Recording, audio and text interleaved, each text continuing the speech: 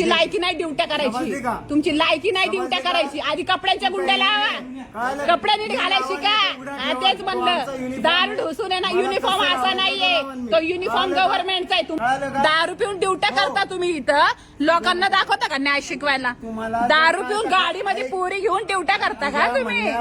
दारू पिऊन माझ्या म्हणण्यावर ना मी चेक करते की आज मेडिकल चेक करायला होते ना, मेडिकल चेक करा चल ना मग वरती. इथं काय काम आहे? इथं का निघाले का? आमचं काय द्यायला लावते ना, आदेश देतील आम्हाला. वरिष्ठ देतात ना. कुणाची? तुमचा नाहीये, गव्हर्नमेंटचा आहे, तुमचा नाही. कळलं ना? आधी नीट कपडे घालायला शिका आणि नंतर बोलायचं. दारू ढुसून बोलायचं नाही, चालायचं. दारू ढुसून बोलायचं नाही. भीती दाखवायची.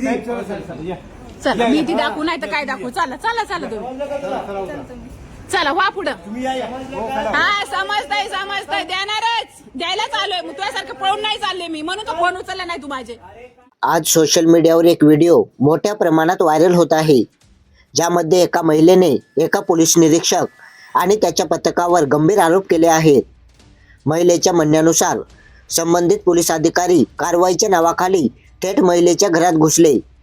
इतकेच नाही तर संबंधित अधिकारी मद्यधुंद अवस्थेत असल्याचा आरोपही महिलेने केला. व्हिडिओमध्ये महिला आणि पोलीस अधिकाऱ्यांमध्ये जोरदार शाब्दिक वाद होताना दिसत आहे. महिलेचा दावा आहे की अधिकाऱ्याने गणवेशही व्यवस्थित परिधान केला नव्हता आणि तिच्याशी अत्यंत उद्धट भाषेत संवाद साधला.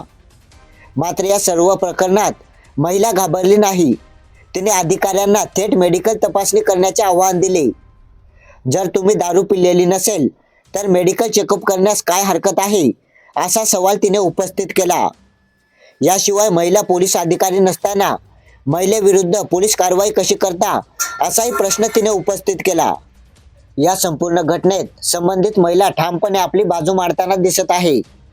भारतीय कायद्यानुसार महिलेशी संबंधित कारवाई करताना शक्यतो महिला पोलीस कर्मचारी उपस्थित असणे आवश्यक मानले जाते. तसेच कोणतेही सरकारी अधिकारी ड्युटीवर असताना मद्यधुंद अवस्थेत असल्यास त्याची वैद्यकीय तपासणी करून त्याबाबत विभागीय चौकशी होऊ शकते.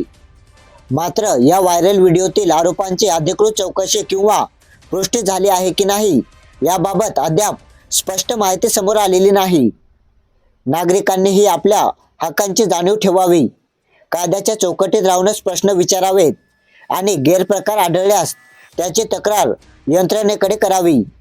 बाकी तुम्हाला अशा पोलीस अधिकाऱ्यांबद्दल काय वाटते कमेंटमध्ये नक्कीच सांगा. आणि प्रत्येक महत्त्वाची बातमी मिळवण्यासाठी आपल्या जागरूक महाराष्ट्र या चॅनलला नक्की सबस्क्राईब करा. धन्यवाद.